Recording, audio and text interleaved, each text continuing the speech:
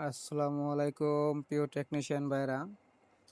আজকে একটা বিষয় আসলে না বললেও আমি থাকতে পারি নাই। বহুল আলোচিত একটা বোর্ড 73 সাইনে পিসিবি। অনেকেই বলতেছে অনেকে করছে, যা যার মতো করে করছে।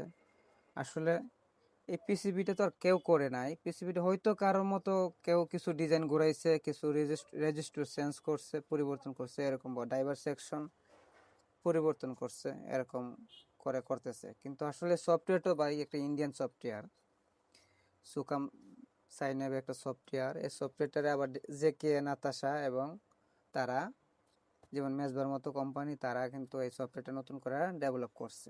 এই সফটওয়্যারটা আমরা বাংলাদেশের সবার কাছে হাতিয়ে পাইছে, পাওয়ার পরে যার যার মতো করে ডিজাইন করতেছে, বা কেউ কেউ আবার তাদের মতো করে ডিজাইন করে পিসিবি চালাইতেছে।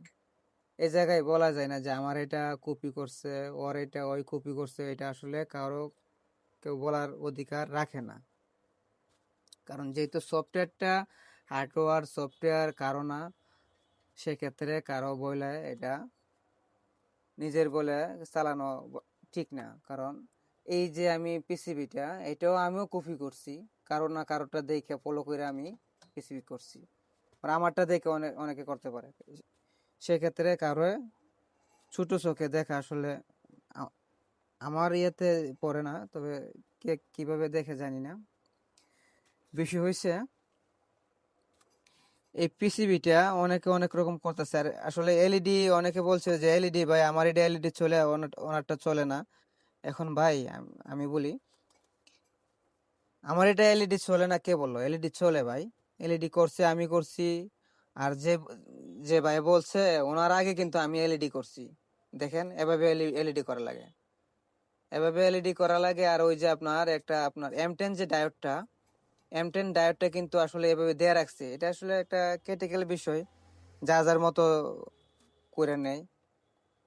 এলইডি করতে গেলে আপনার রিলে থেকে যে ডিসপ্লে, আপনার এলইডি যে আইপিএস যে ইন্ডিকেটরটা, মানে আইপিএস অন হওয়ার যে ইন্ডিকেটরটা, এটা কিন্তু আপনার রিলের থেকে আসছে। মানে রিলের যে সিগন্যালটা চলে গেছে ইয়াতে, রিলে ট্রানজিস্টরে, এই রিলে ট্রানজিস্টরের যে সিগন্যালটা গেছে তার থেকে কিন্তু আপনার আইপিএস ইন্ডিকেটরটা ধরে। তো এগুলা যদি পরিবর্তন না করে, কিভাবে এটা আইপিএস ইন্ডিকেটিং করবে? তো অনেকে বলে ভাই আমার কোনো কিছু করা লাগে না, এই জায়গায় শুধু এই 2.2 এর কাছে 4.7 কে লাগাইলেই চলে। মূলত ভাই ওনারটা আসলে এলইডি চলে না, এই জন্য উনি বলতেছে। এখন আমার এই জায়গায় যদি কানেকশন নাই দিলাম আপনার কিভাবে এলইডি হইল? সব এলইডি হইব, ঠিক আছে, হচ্ছে, কিন্তু আপনার আইপিএস যে ইন্ডিকেটিংটা এটা কিভাবে নিতেছে? আবার পারা যায় আপনার ইয়াতে ডায়োডের মাধ্যমে, আপনার রেকটিফায়ারের মাধ্যমে দেওয়া যায়, কিন্তু দিলে হয়েছে কি আপনার এলসিডি করলে আপনার ডিসপ্লে কিন্তু হ্যাং হয়ে থাকবে। এটা কিন্তু পরীক্ষিত। ডিসপ্লে এলইডি সিস্টেমে কইরা ডিসপ্লে এলসিডি করলে কিন্তু হ্যাং হয়ে থাকে। তো উনি যে বলল 2.2 এর জায়গার মধ্যে 4.7 কে লাগালে হয়, ভাই ওনার আসলে এটা হয় না, এভাবে হয় না। রেজিস্টার আপনার দুইটা চেঞ্জ করা লাগে, দুইটা পরিবর্তন না করলে এটা এলইডি ভার্সন হবে না। কারণ সফটওয়্যার ওনারও তৈরি না, আমারও তৈরি না।